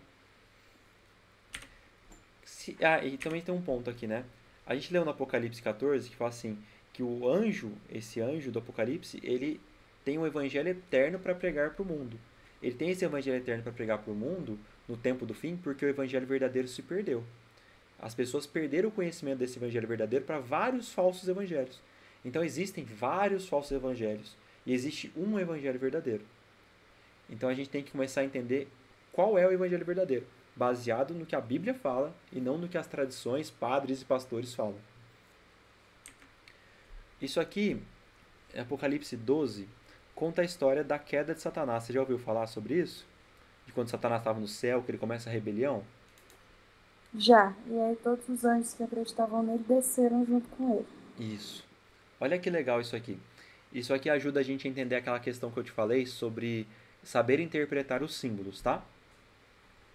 Aqui fala assim, Apocalipse 12, verso 4. No Apocalipse 12, 3, eu não coloquei na tela aqui, eu vou ler pra gente. Apocalipse 12, 3 fala assim, ó. Viu-se também outro sinal no céu, eis um dragão, grande e vermelho, com 7 cabeças, 10 chifres, e nas cabeças 7 diademas. Esse dragão grande e vermelho, o verso 9 fala assim: E foi expulso o grande dragão, a antiga serpente, que se chama Diabo e Satanás, o sedutor de todo o mundo. Sim, foi atirado para a terra, e com ele os seus anjos. Esse dragão vermelho que João vê na profecia, ele é Satanás. Não que Satanás seja um dragão vermelho. É como eu te falei, ele enxerga elementos fantasiosos, ele enxerga animais fantásticos, ele enxerga batalhas e coisas que simbolizam outros elementos. Então, por exemplo, aqui falou que é um dragão vermelho, no verso 3. E no verso 9 fala, esse dragão vermelho é Satanás. Aí no verso 4 fala assim, que a cauda desse dragão vermelho arrastava a terça parte das estrelas do céu. O dragão, com a cauda, arrastou um terço das estrelas. O que isso significa? Aliás, eu coloquei o texto aqui, eu não sabia, não lembro que eu tinha colocado, né? Foi expulso o grande dragão, a antiga serpente, que se chama Diabo Satanás. Então, o dragão é um símbolo para o diabo. O que significa a cauda? Isaías, no Antigo Testamento, isso aqui, muito tempo antes de João ter escrito Apocalipse, pode colocar aí mais ou menos uns 700 a 800 anos antes de João escrever o Apocalipse. Isaías falou assim: o ancião, o homem de respeito, é a cabeça. O profeta que ensina mentira é a cauda. O que isso aqui diz pra gente? A cauda é a mentira. Se o diabo, o dragão, arrastou com a cauda dele 1/3 das estrelas, significa que Satanás, através da mentira, através dos enganos, através dos falsos evangelhos, ele enganou 1/3 das estrelas do céu. O que são as estrelas? Apocalipse 1:20 fala assim: esse é o mistério das 7 estrelas, que viste na minha mão direita, e dos 7 castiçais de ouro. As 7 estrelas são os anjos.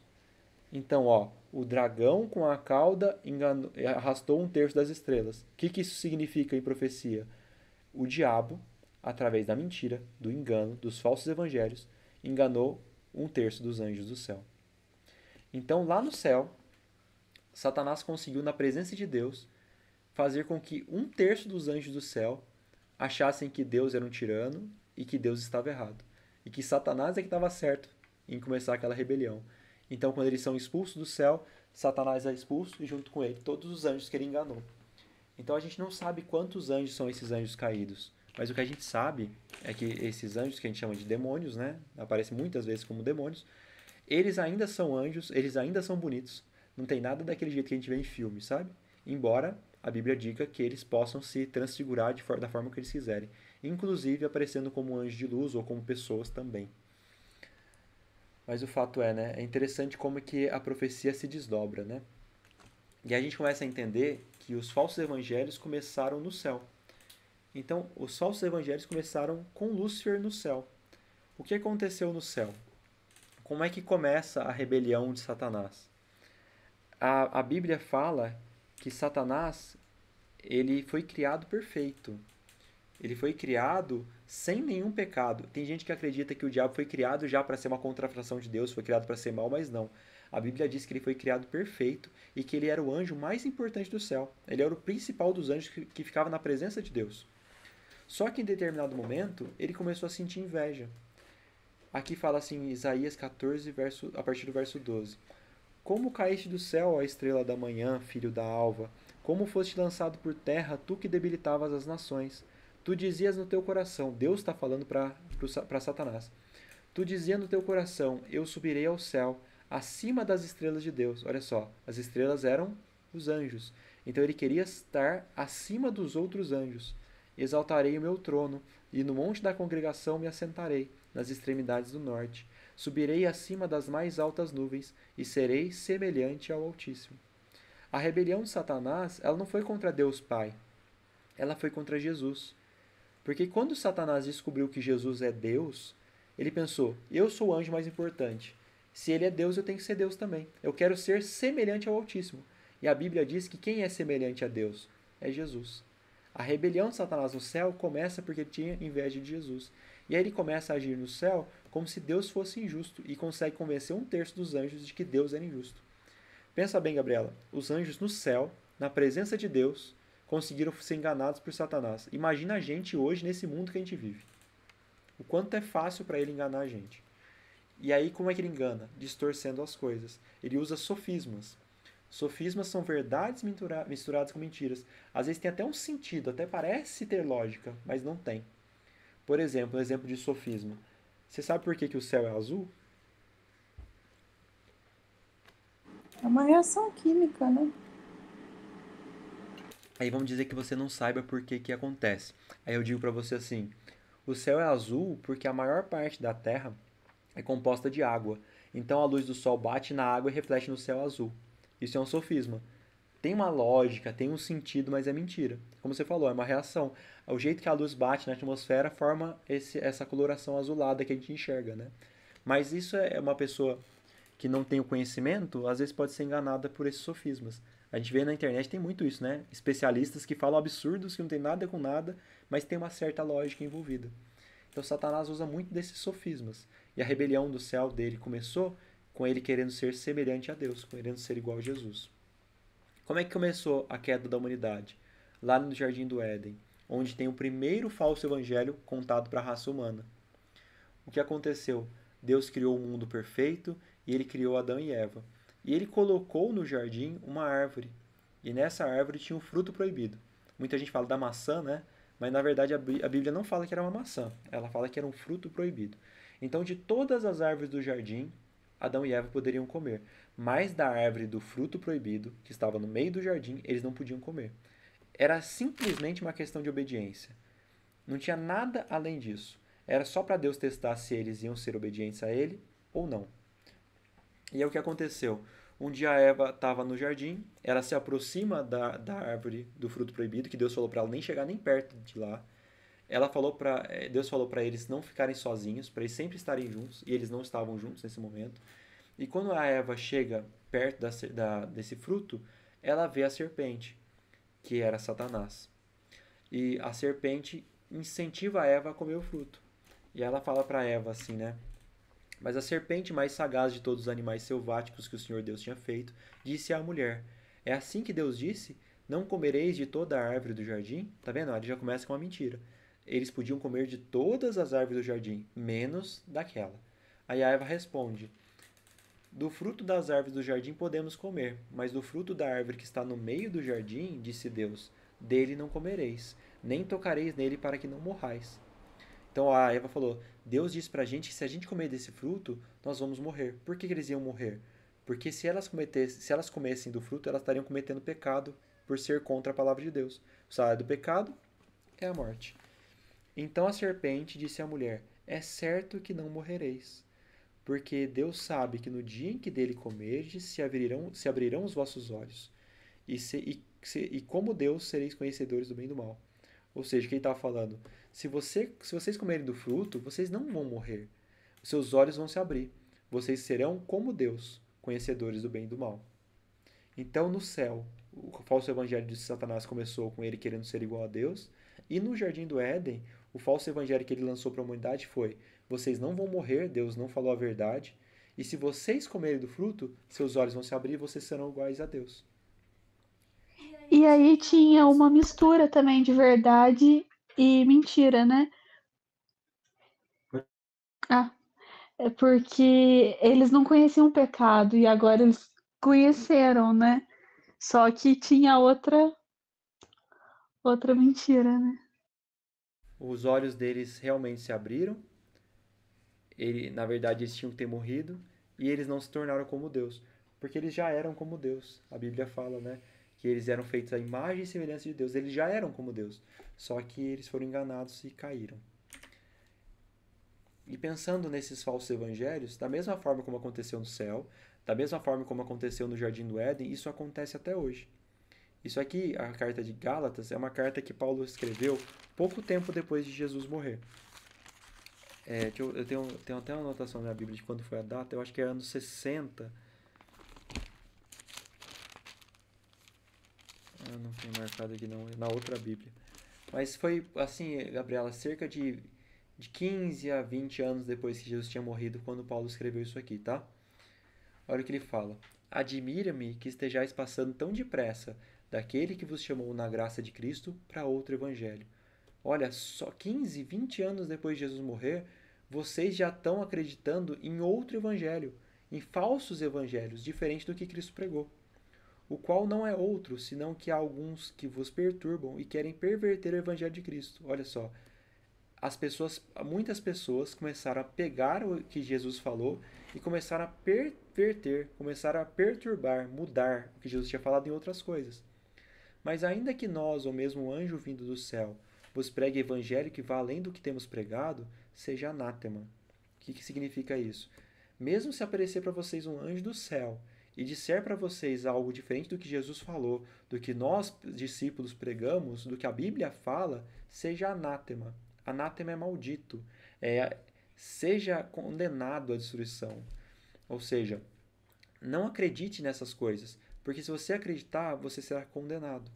Assim como já dissemos e agora repito, se alguém vos prega evangelho que vá além daquele que recebestes, seja anátema. Se você ouvir de qualquer pessoa da igreja, de padre, de pastor, qualquer que seja, falando diferente do que a Bíblia fala, se afaste. Essa pessoa, ela é maldita. Romanos 1:25 fala assim, ó: pois eles mudaram a verdade de Deus em mentira, adorando e servindo a criatura em lugar do Criador. Isso aqui é a base de muitos dos enganos. Você pode perceber que em muitas religiões isso acontece. É uma adoração ao pastor que está acima da Bíblia. Se a Bíblia fala uma coisa, o pastor fala outra, acabou, é o pastor que manda. E isso acontece com os padres, e isso acontece em diversas religiões, né? Até aqui, tudo bem? Tudo bem. Beleza. Então ajuda a gente aqui, ó, ler esse texto aqui pra gente. Esse texto aqui, o que estava acontecendo? Jesus, ele estava com os discípulos comendo à mesa. E aí chegam, você sabe quem são os fariseus, escribas? Não. Tá, pensa assim, ó, os fariseus, os saduceus, os escribas, eles eram chamados de mestres da lei. Eles eram sacerdotes, eles eram pessoas estudadas, eles eram pessoas que separavam a vida deles para estudar as escrituras, para poder ensinar o povo sobre o que Deus queria. Só que esses homens, eles eram corrompidos. Muitos deles queriam muito poder e orgulho e pompa com essas coisas, sabe? Então eles se colocavam em posições que eles diziam estar seguindo a vontade de Deus, mas na verdade eles estavam seguindo o próprio ego e orgulho deles. Eles batiam de frente com Jesus o tempo inteiro. Jesus falando a pura verdade da Bíblia, e eles ficavam tentando contradizer Jesus, tentando colocar Jesus em uma posição ruim o tempo todo. Então, assim, muitas vezes tem vários embates de Jesus com esses homens, porque eles diziam ser servos de Deus, mas na verdade não eram, sabe? Jesus chama eles de sepulcros caiados. Ele fala assim: vocês são sepulcros como sepulcros caiados. Vocês, sepulcro caiado é aquele sepulcro cheio de enfeite, cheio de coisa. Ele fala assim: vocês estão aparentemente bons, mas vocês estão levando as pessoas para a morte, porque vocês estão ensinando errado. Então esses são os escribas, os fariseus, os saduceus, que Jesus tanto briga. Você lê pra gente aí, Marcos 7, 5 até o 9? Veio. Interpelaram-nos os fariseus e os escribas. Por que não andam os teus discípulos de conformidade com a tradição dos anciãos, mas comem com as mãos por lavar? Aí, ó, aqui tem um ponto legal, tá vendo? Eles estão pegando o pé de Jesus porque Jesus não está seguindo a tradição dos anciãos, tá vendo? Não é que ele não está seguindo o que a Bíblia falou, ele não está seguindo o que a tradição diz. Respondeu-lhes Jesus: bem, profetizou Isaías a respeito de vós, hipócritas, como está escrito: este povo honra-me com os lábios, mas o seu coração está longe de mim. E em vão me adoram, ensinando doutrinas que são preceitos de homens, negligenciando o mandamento de Deus. Guardais a tradição dos homens. E disse-lhes ainda: jeitosamente rejeitais o preceito de Deus para guardardes a vossa própria tradição, invalidando a palavra de Deus pela vossa própria tradição, que vós mesmos transmitistes, e fazei muitas outras coisas semelhantes. Percebe onde está o problema? Olha só. Vocês dizem que me seguem, mas vocês estão seguindo as doutrinas de homens. Vocês dizem que me adoram, mas vocês estão adorando a tradição dos homens. Vocês negligenciam o que eu pedi para fazer o que vocês querem. E não é o que a gente vê na religião de hoje? No nosso mundo em geral mesmo? A gente vê muito pouco do que Deus pediu e muito do que a tradição diz. E as pessoas acabam se prendendo muito nas tradições, em vez de fazer o que Deus pediu. E aqui é o que Jesus fala, é muito duro. Ele fala: vocês me adoram em vão, não serve de nada o que vocês estão fazendo. Porque vocês não fazem o que eu pedi, vocês fazem o que vocês querem. Em Daniel 7, isso aqui, você deve, não sei se já ouviu, provavelmente já ouviu, né? Do anticristo? Já, mas nunca com seriedade. Né? Mais piadinha, né?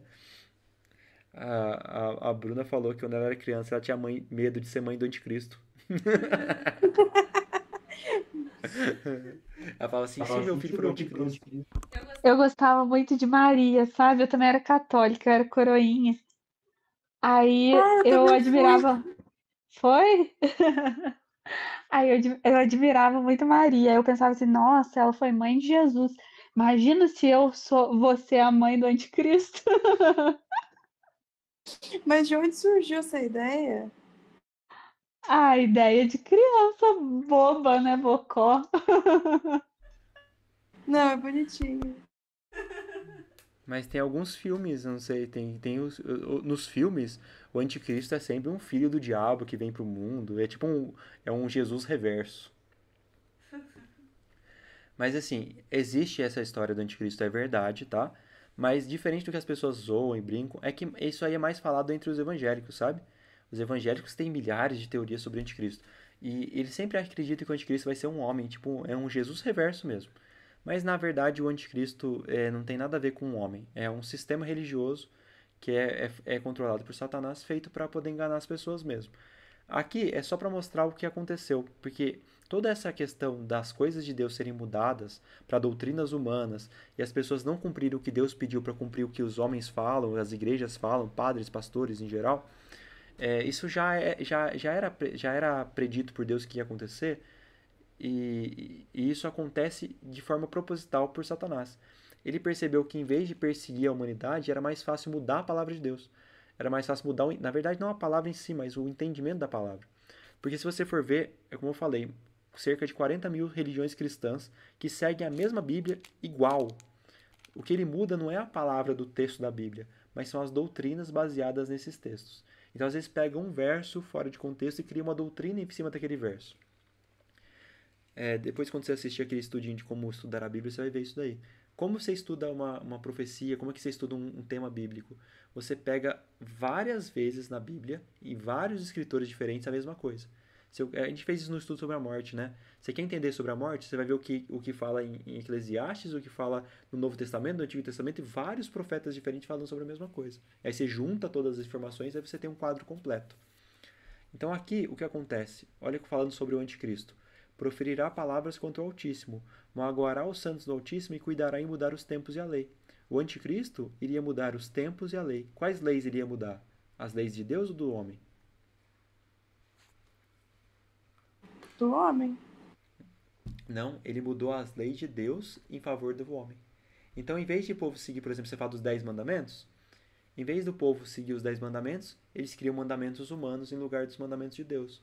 Se você for parar para pensar, por exemplo, se você for pegar no catecismo, você vai ver que o catecismo ele é diferente dos 10 mandamentos da Bíblia. E os evangélicos que não seguem o catecismo, eles também seguem mandamentos diferentes dos mandamentos dos 10 mandamentos da Bíblia. E se você for pegar na Bíblia católica e na Bíblia dos evangélicos, está escrito diferente, mesmo assim não importa. Eles seguem pela tradição, mudaram as leis de Deus. E aqui em Daniel 8:12 também fala, né, que o chifre pequeno, o anticristo, deitou por terra a verdade e o que fez prosperou. Ele enganou o povo. Ele levou o povo a acreditar numa mentira, falsas doutrinas, como acontecia na época de Jesus com os fariseus, e isso prosperou, porque as pessoas não buscam na fonte da verdade. Em vez de procurar na Bíblia o que a Bíblia realmente diz, é mais conveniente pensar, como você falou, Deus conhece meu coração, Deus sabe das minhas limitações. Todos os caminhos levam para Deus, todos os deuses são iguais. O que importa é crer em Deus, todo mundo tem o mesmo Deus. Só que na verdade não é assim, né? Na verdade, o que Deus pede é muito específico. Ele é muito detalhista nas coisas que ele quer. Aqui tem os principais falsos evangelhos. Eu não vou me demorar nisso aqui não, tá? Mas um deles é sobre a imortalidade da alma. Você que já assistiu o estudo sobre a morte, você já viu bastante sobre isso. A ideia de que nós temos uma alma, que a alma se desprende do corpo, que quem morreu está no céu, está no inferno, que vai ter o inferno de tormento eterno. Tudo isso está diferente do que está na Bíblia e todo mundo acredita. As pessoas que dizem crer na Bíblia acreditam nas falsas doutrinas que têm relação a isso, mas totalmente diferente do que a Bíblia realmente diz. Outro ponto que é muito forte, que é um falso evangélico que eu considero um dos mais relevantes, né? É com relação à diferença entre judeu e gentil. Mas isso aqui é mais os evangélicos que falam bastante. Os católicos não entram muito nessa. Mas é colocado como se assim, o Deus do Antigo Testamento era bravo, ele era firme, ele era severo, e o Deus do Novo Testamento é diferente. A ideia de que existiam regras para um povo e regras para outro povo. Eles fazem muito essa separação, que a Bíblia também não aprova. A mesma coisa que Deus pediu para o povo do Antigo Testamento, ele pede para a gente hoje. As mesmas regras, as mesmas coisas. Mas eu vou passar isso aqui direto. E aí depois, uma outra hora a gente volta nesses temas. Isso aqui é uma das primeiras coisas que eu peguei quando eu estava começando a ler a Bíblia, que me ensinaram assim, o Antigo Testamento é só para os judeus, e o Novo Testamento agora pra gente é diferente. Jesus revogou as leis foram abolidas. Agora as leis dos 10 mandamentos você não precisa mais seguir, Gabriela. Agora Jesus já rebolou, ele já revogou. Aí eu li esse texto aqui de Mateus, falava assim, é Jesus falando, não penseis que vim revogar a lei ou os profetas. Não vim para revogar, eu vim para cumprir. E aí eu gosto de pegar as palavras originais para poder entender o que elas significam, porque às vezes traz um entendimento muito mais amplo do que pode parecer. Quando ele fala assim, eu não vim revogar, a palavra que aparece é essa daqui, catalissai. Ele fala assim, eu não vim para revogar a lei, eu não vim destruir, demolir ou dissolver a lei, eu não vim interromper, cessar ou anular a lei, eu não vim desfazer ou descansar a lei, eu vim para cumprir.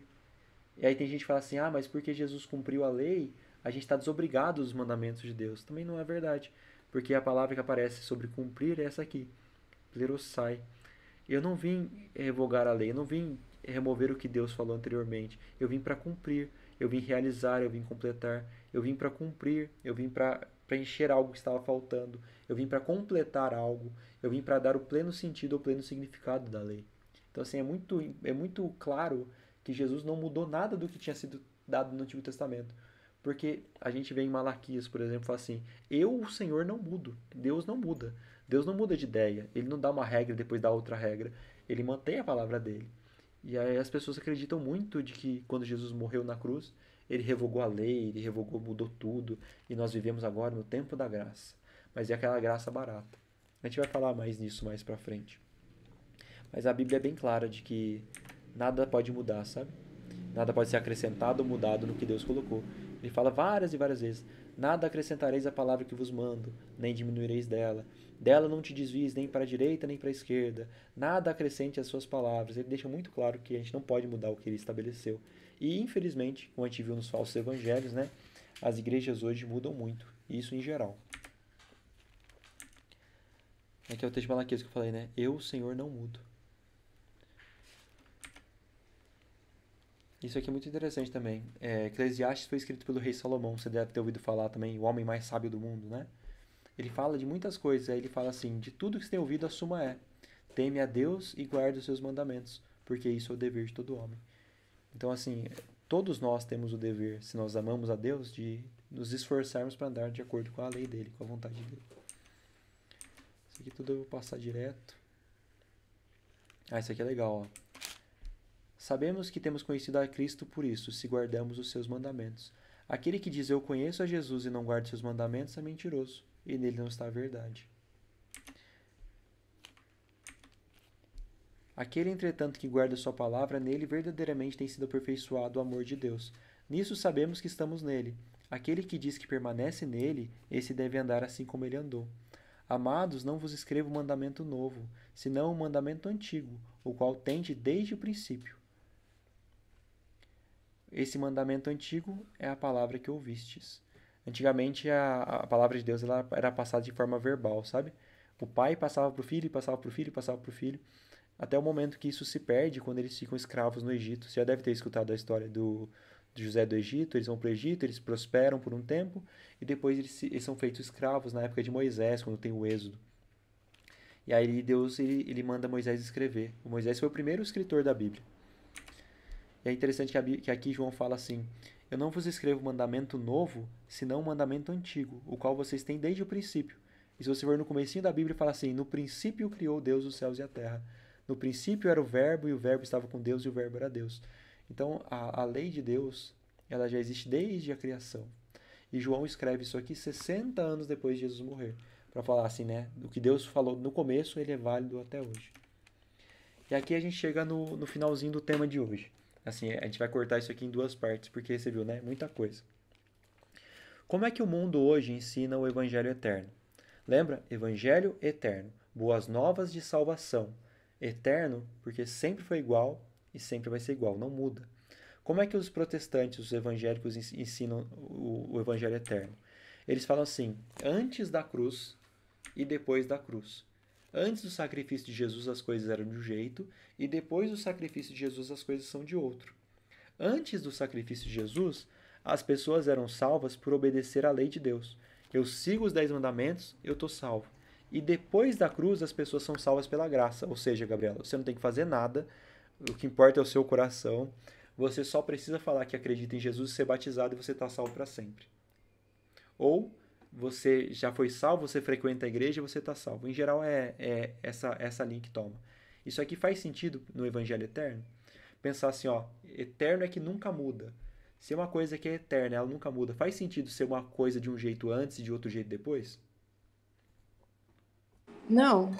Só por isso já está descartado, não é? Se o evangelho é eterno e as boas novas de salvação são sempre iguais, como é que antes é de um jeito e depois é de outro? Não faz sentido. E lembra que teve um texto, talvez você não lembre, mas teve um texto que a gente falou assim, que pela graça sois salvos mediante a fé. E isso não vem de vós, é dom de Deus, não de obras, para que ninguém se glorie. Ele fala que ninguém pode ser salvo pelas obras. E como que aqui antes da cruz é salvo pelas obras e depois pela graça? Então todo mundo antes de Jesus morreu e está perdido?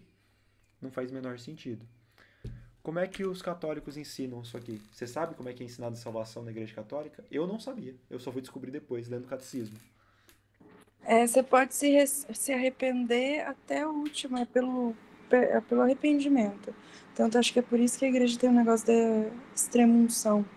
Se Sim. você se arrependeu, fechou, tá legal. O arrependimento é uma das coisas que falam. Mas quando você vai ver no catecismo mesmo, inclusive o Gabriel ganhou um catecismo do padre, sabe? Quando a gente começou a estudar a Bíblia, o Gabriel, ele era coroinha. E aí ele tinha várias dúvidas, e ele ficava pedindo pro padre explicar para ele as dúvidas. Só que o padre fugia do meu irmão, ele não queria explicar as coisas. Aí ele pegou um dia e deu um catecismo pro Bi. Falei assim, tá aí tudo que você precisa saber. E aí eu li bastante coisa do catecismo. E no catecismo fala sobre a salvação, não faz muita distinção entre antes da cruz ou depois da cruz, o que faz bastante sentido. Mas lá fala assim que a salvação se dá por seguir os sacramentos da igreja. E aí, entre os sacramentos, tem várias coisas. Eu não lembro agora de cabeça, mas eu lembro que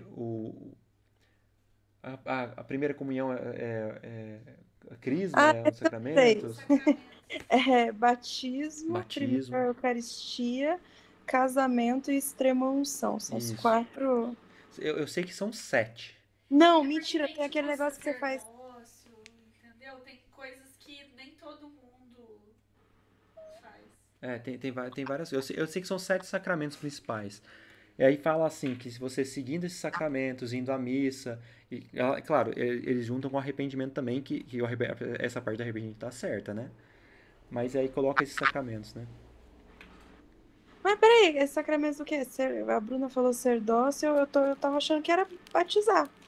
É que sacerdócio, no caso ali, quem vira padre, né? Quem vira... É que, tipo assim, quem casa, aí participa do Do cursinho de casamento. Isso, aí como que fala? Isso são o que mesmo que a gente tá falando? São sacramentos. Aí quem casa tem o casamento como sacramento. Aí, por exemplo, o padre é a ordenação, entendeu? Porque ele não vai casar. Aí acho que são 7 no todo, igual o Rodrigo falou. Só que nem todo mundo consegue fazer todos por causa disso, entendeu? Eu vivia falando que o meu que só faltava era o casamento. Aí, ó, agora você tá aprendendo que tem mais coisa diferente. Mas, enfim, isso aqui também não tem sentido de falar que você segue os sacramentos da igreja para ser salvo.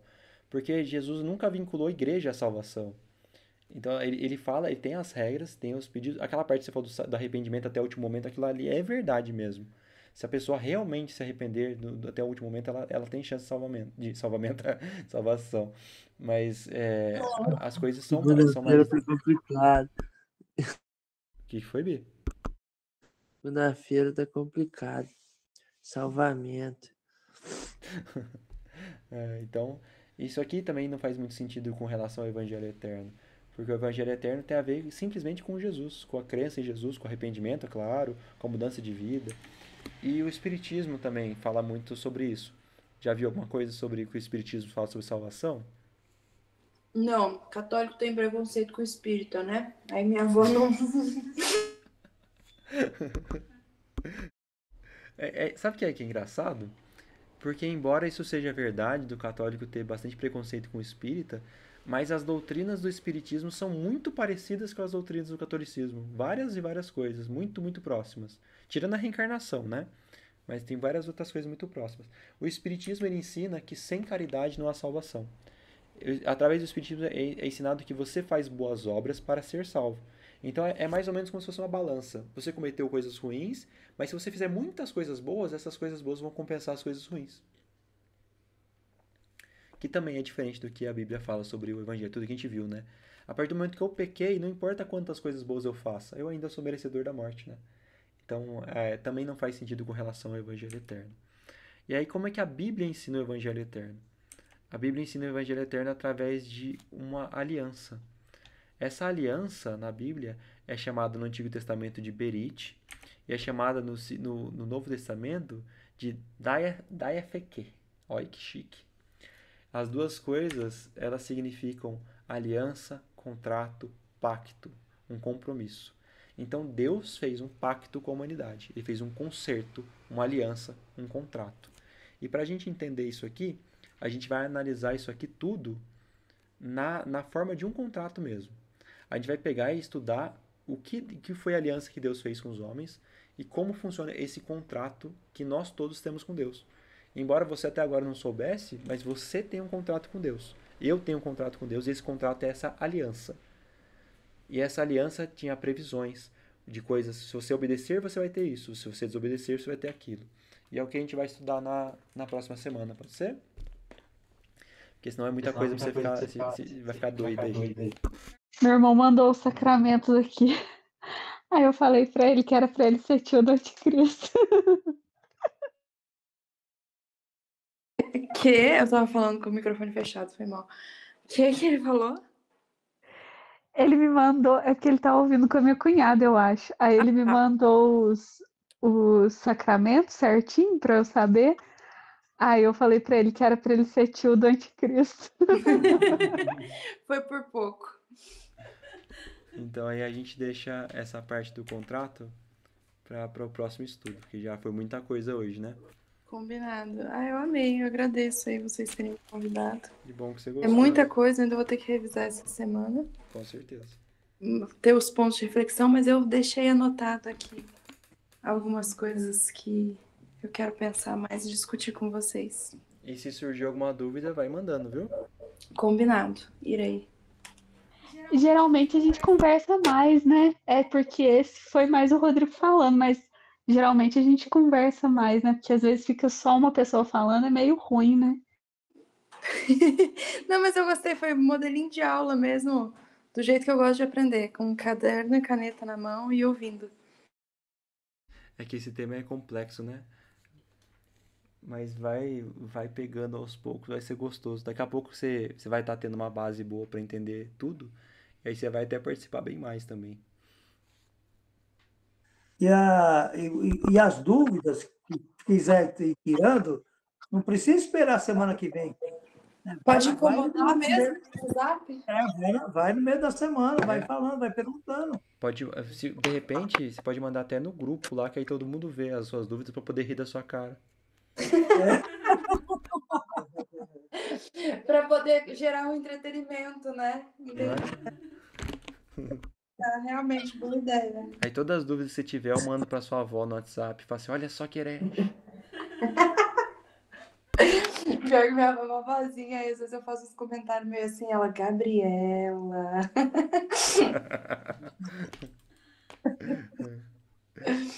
Mas obrigada, viu, gente? A gente que agradece, foi muito legal, muito bom. Foi ótimo. Aí semana E que seja vem a gente tem bem-vindo mais. ao grupo.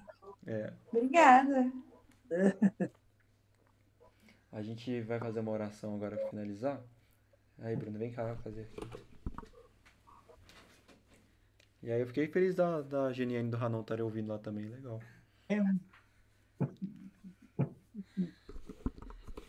Vamos lá, vamos fazer a oração. Não conheço.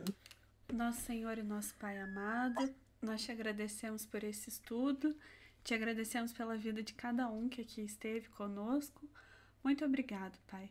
Pedimos que teu Santo Espírito continue abrindo a nossa mente, o nosso coração, para que nós possamos entender a tua palavra. No começo pode parecer muito complicado, mas nós sabemos que o Senhor nos ama como Pai e quer que nós saibamos o que o Senhor deseja para as nossas vidas. Pedimos que o Senhor continue nos abençoando, abençoe a cada um, nosso trabalho, tudo que nós fizermos, as pessoas com quem nós convivemos. Abençoe a todos nós, Pai. Nós te agradecemos e oramos no nome poderoso de Jesus Cristo. Amém. Amém. Amém. Abençoe o relacionamento dos outros também, Bruna. Faltou essa parte. Ah, Pedrão. Pedroca, viu? A gente não pode falar disso. Não, só tô fazendo um adendo aqui, ué. Né? É. Quem sabe ele vai estar aí com a gente depois nos próximos, hein? Vamos ver, né? Se Deus quiser. Né? Tá na mão de Deus.